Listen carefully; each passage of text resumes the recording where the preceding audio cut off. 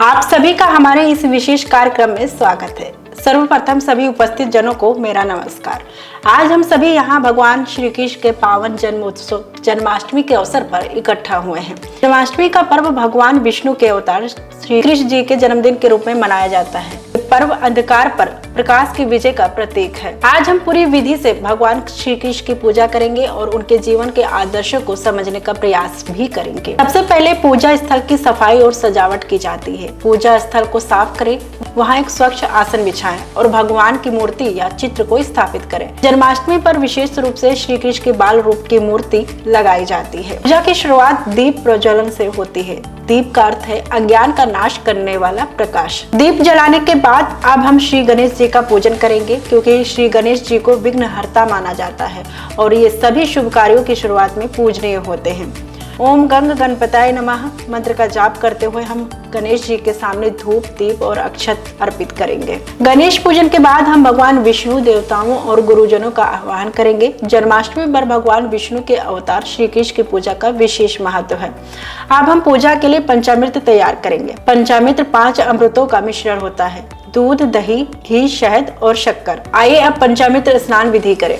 हम भगवान की मूर्ति को पंचामृत में स्नान कराते हैं। पंचामृत स्नान का अर्थ है भगवान को अमृत से स्नान कराकर उनके शरीर को शुद्ध करना। स्नान के लिए सबसे पहले दूध डालेंगे, फिर दही, उसके बाद घी, शहद और अंत में गंगा जल से स्नान संपन्न करेंगे। प्रत्येक चरण पर ओम नमो भगवते वासुदेवाय मंत्र का उच्चारण करें। पंचामृत स्नान के बाद मूर्ति को स्वच्छ जल से धोएं और सूखा कपड़ा या तौलिया से हल्का पोंछकर स्वच्छ वस्त्र पहनाएं। इस अवसर पर भगवान को पीले या हल्के रंग के वस्त्र पहनाए जाते हैं, क्योंकि यहाँ रंग कृष्ण जी के लिए शुभ माना जाता है। अब भगवान का श्रृंगार किया जाता है। फूलों से माला पहनाई जाएगी, तिलक लगाया जाएगा और केसर या चंदन का लेप लगाया जाएगा। साथ ही भगवान के सिर पर मुकुट सजाया जाएगा।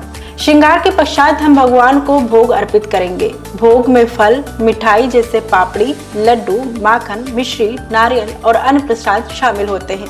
प्रसाद अर्पित करते हुए हम श्री कृष्णाय वासुदेवाय नमः मंत्र का जाप करें। अब आरती के लिए दीप प्रज्वलित करें। भगवान की मूर्ति के सामने दीप घुमाएं और आरती गीत गाएं या भजन करें। जन्माष्टमी के प्रसिद्ध भजनों में गोविंद बोलो, हरि गोपाल बोलो या मेरे मन मुकुंद मदन मोहन शामिल है। आरती के दौरान सभी भक्त मिलकर भगवान का गुणगान करें। अब हम कृष्ण लीला का स्मरण करेंगे।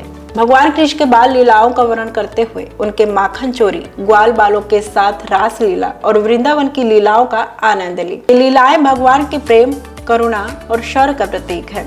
इस दौरान भजन कीर्तन जारी रखें और मन को भक्ति भाव से भर दें। पूजा के अंत में हम भगवान से प्रार्थना करेंगे कि वो हमारे जीवन से अज्ञानता, दुख और कष्टों को दूर करें और हमें सच्चे ज्ञान, प्रेम और शांति का आशीर्वाद प्रदान करें। सभी मिलकर कहें ओम नमो भगवते वासुदेवाय, जय श्री कृष्ण। इस प्रकार जन्माष्टमी की पूजा विधि संपन्न होती है।